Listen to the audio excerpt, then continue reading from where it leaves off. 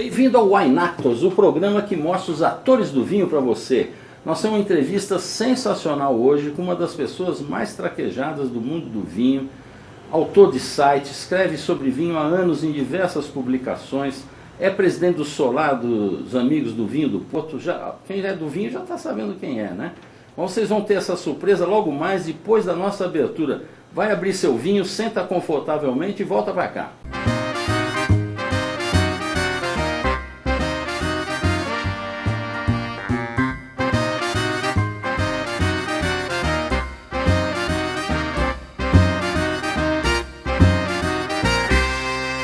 Saúde. Saúde. Estamos aqui brindando com o Peverella do Luiz Henrique Zanini. Vou até aqui dar um close para vocês. Olha aqui que espetáculo. O homem que resgatou essa uva tradicional dos imigrantes, não é verdade? Uhum. Zé Maria, você então está com o seu site que é o Brasil Vinhos. Uhum. Você é o presidente do Solar do Vinho do Porto, que anda um pouco devagar, mas é tradicionalíssimo. Nós vamos depois falar um pouquinho disso. E você escrevia para Gula, escreve para Gosto, escreve para todo lugar. Quantos anos de vinho já, Zé Maria? Há uns 30 e tantos anos. 30 e tantos anos. Você tem... o Zé Maria tem aqueles caderninhos, os tacuínos, para anotar. Ele já está no caderninho 129, né? Qual é o número que está agora? 54. 54? Tudo guardadinho. Você imagina entrar na casa dele e assaltar aquilo lá e ficar louco. Não, e você vê como é que eu sou antigo. Hoje em dia todo mundo guarda em computador. Agora é tudo no notebook, no celular. Você continua escrevendo.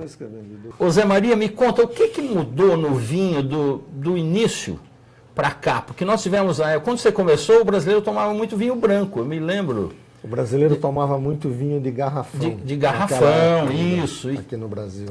Ainda tinha todas as vinícolas, na época conhecidas, ainda faziam vinho de garrafão. Mas naquele momento, final de década de 70, 80, começou aqui no Brasil uma mudança tímida. Aqui no Brasil as coisas sempre demoram um pouco mais. Tudo é lento. Quando acontece um negócio em outros lugares, aqui demora um pouquinho.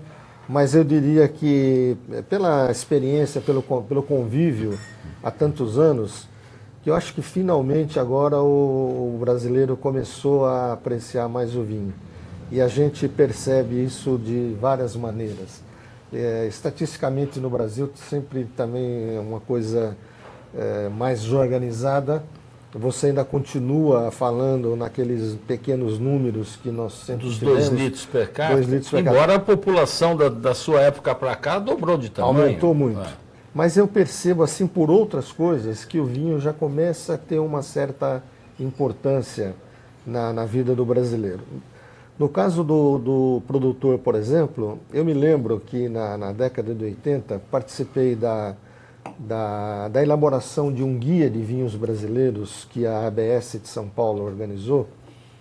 E eu me lembro que a gente provava todo sábado, assim, eram 30, 40 vinhos, mas era uma coisa assim, era uma experiência, você precisava ser muito forte para aguentar. Cumprir aquilo lá. Era uma acidez desagradável, vinhos assim com defeito, e as notas eram sempre, as notas mais altas eram 80 e pouco, assim. Hoje em dia você não encontra mais vinhos assim com defeitos. Os vinhos são bem feitos hoje. Você pode encontrar vinhos melhores, vinhos medianos, mas aqueles vinhos oxidados, com coisa suja, com mofo.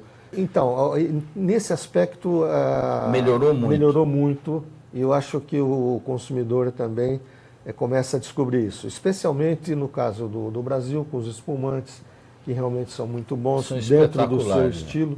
Né? Você acha que os vinhos importados motivaram os produtores brasileiros a se empenharem, melhorar o vinho?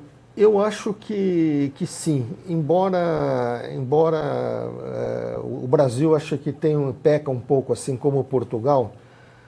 Você tem em vários países muitos movimentos que congregam produtores, né? No caso do Chile, por exemplo.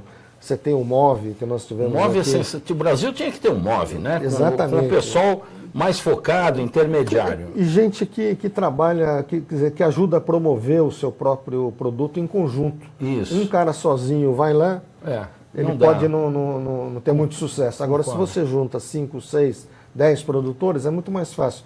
Em Portugal, por exemplo, uma outra lembrança que eu tenho, Você tem lá os Douro Boys, por exemplo. Douro Boys, são nossa. grandes... Não, mudaram a imagem do vinho do Douro no mundo inteiro. Do vinho não tinto só, mas do vinho... O vinho tranquilo, do Douro, que ninguém conhecia direito. Exatamente. Então, eu acho que aqui no Brasil falta um pouco. Em Portugal também tem muito essa coisa aí o sucesso de um, às vezes... Incomoda o outro. Então, mas, na verdade... o vinho é uma coisa que tem que congregar, que tem que ser compartilhado, sem dúvida, tanto do consumidor de se abrir uma garrafa e oferecer, como do produtor de fazer um trabalho conjunto. Mas isso eu acho que vai acabar mudando por trabalhos que a gente tem visto aí. Então o vinho nacional, eu acho que ele deu realmente uma melhoria por várias razões, inclusive pela comparação com os outros produtos. Talvez um problema que nós ainda enfrentamos aqui no Brasil seja realmente o preço. Porque é imbatível você pegar um produto do Chile, da Argentina... na mesma faixa de preço, os vinhos acima de R$50 até os R$150, na faixa de preço igual, o Brasil perde. Lamentavelmente. Abaixo de 50 é o contrário.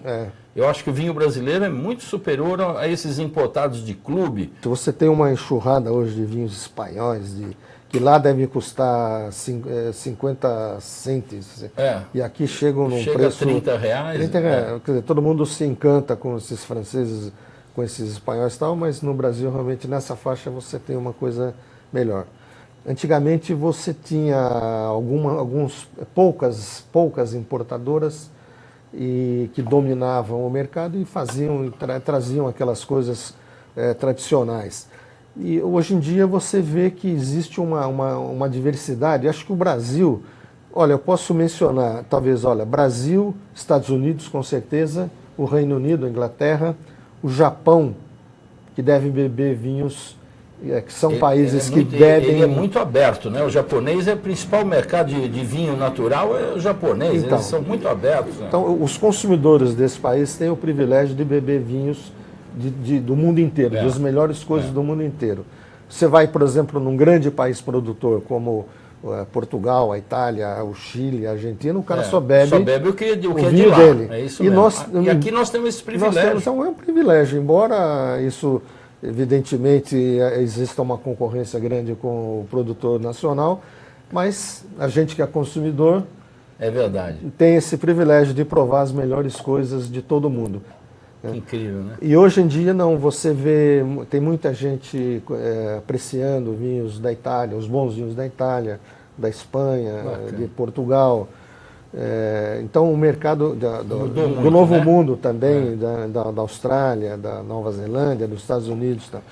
E o consumidor, ele passou a ser mais exigente também. Uma coisa que me chamou muito a atenção é um nicho de mercado. Mas, por exemplo, na última feira, da Feira do Naturebas, organizada aqui pela Li Cereja e pelo Ramatiz, da Enoteca São Vincent, onde nós estamos falando nesse momento, que fazem um trabalho assim que eu admiro muito. Então, o que me chamou muita atenção, do ano anterior, que foi aqui em frente, já tinha me chamado a atenção a quantidade de jovens, casais ou mulheres, mas com muito interesse. A gente vai em feiras, por exemplo, essas feiras que a gente costuma frequentar, você vê muita gente que vai lá para beber, não é uma boca livre exatamente, mas muita gente que exagera. Nessas feiras na Natureba, o que me chamou bastante a atenção foi o interesse. A pessoa não estava lá para... Queria conhecer, conversava com o produtor e comprava ali na hora. Eu vou terminar aqui perguntando para você o que não pode faltar na sua adega, Zé Maria. Na minha adega, olha, eu não sou daquela turma do Bordeaux e Bourgogne.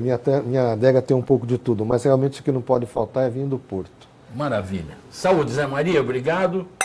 Então, obrigado, gente, é isso aí. Se você gostou do nosso programa, acompanhe a programação aqui do Chef TV, que está repleto de coisas com muito conteúdo, com turismo, gastronomia, com vinho, e você vai ficar muito satisfeito. Saúde!